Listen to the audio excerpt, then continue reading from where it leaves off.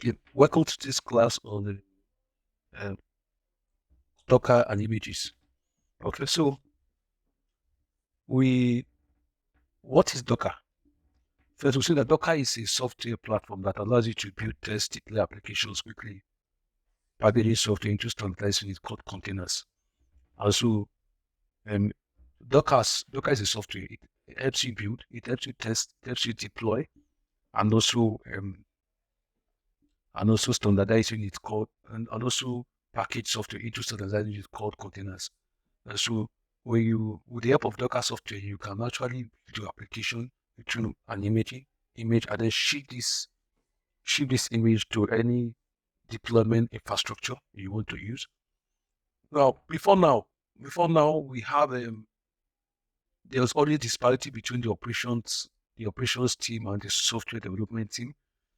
And so what happens is that when you finish building your software, when you finish developing your software on, for example, your local system, you can actually deploy the system on a remote server by installing all the necessary softwares and tools, libraries needed for the software to run. In some cases, you deploy this software and then you find out that they are running into errors, bugs, and issues because the actual environment you use for development may not be exactly with the environment you're actually deploying your applications to. And so what Docker has come to help us do is that Docker abstracts the environment together with the application. And so deployments now with the help of Docker, with the help of containers, deployment now become easy. Deployment now become fast because the environment of which the software has been developed is in abstracted together with the application. So what's an image? An image is a read-only template with instructions for creating Docker container. And so an image is a read-only template with instruction on how you create your containers. And so when you package an image, the running instance of that image is now called a container. And so what you're actually shipping is an image. And what you're actually shipping is an image. When you run that image in a deployment infrastructure or a deployment server, the running instance of that image is what we call a container. Okay? So we have two types of images. We have off-shared images or we have community images. So off-shared images are images that Docker is self-produced, while community images are images that are created by the user, me or you. So how do we create our community image? We can use what we call a Docker file. So a Docker file is a Docker image source code. So the Docker files are collections of instructions that instruct you how to create a specific Docker image. So in this lesson, we're going to be creating our own image and we'll be doing it with a Docker file. So, okay. So when you create an image, this image, you're expected to ship this image to your deployment server or whatever where you want to deploy image.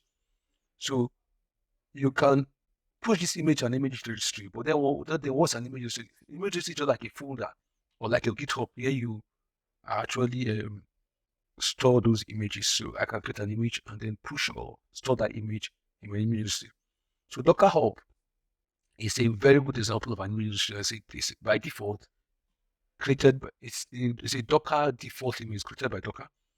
As well, other registry like Azure Container Registry is an example of a Docker registry too. Okay. How do we work with Docker? So I'll just give you Docker code line structure. So we have Docker command and subcommand and options. So if I'm using Docker command, just have this, that it is Docker command, subcommand and options. So on the container commands, we have container commands. We also have image commands, which I will be creating. So you can say, for example, this is Docker container ls. So Docker, the command is container and the subcommand is ls. Docker container run.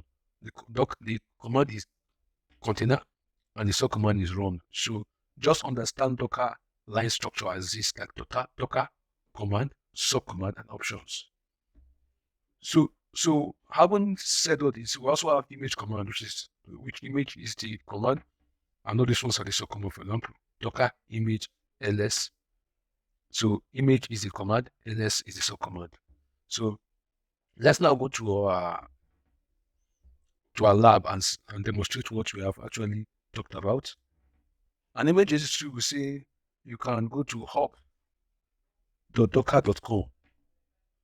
So hub.docker.com, this a Docker container registry. You can see in this container registry, you can see that we have this is my repository. But let me search for let's see Nginx. Let's search for an image. Let's see Nginx. So you can see, for example, this is an official image. You can see it is created by Docker, which is a Docker official image. This is an example of a Docker official image. So you can see this is a community image. It was creating this. You always see that community image, you see image / unprivileged. So this is an example. When you see an image with a slash, just know that it's a community image. It wasn't created by Docker itself. It was created by an organization or a user, a Docker user. So you can see these are all community images. So the only Docker official image I'm seeing here is Nginx. Because it's a Docker official, so this image was created by Docker itself. Okay. So now let us look at how we demonstrate how we can create our own image, and then we're going to deploy that image. We're going to push that image to our Docker hub, which is our Docker registry, and then we can pull it from anywhere. We'll spin up an Nginx an Ubuntu server and pull up that image. Then we're going to deploy that in the container. So when you run that image, you become a running instance of that image. So that becomes our container.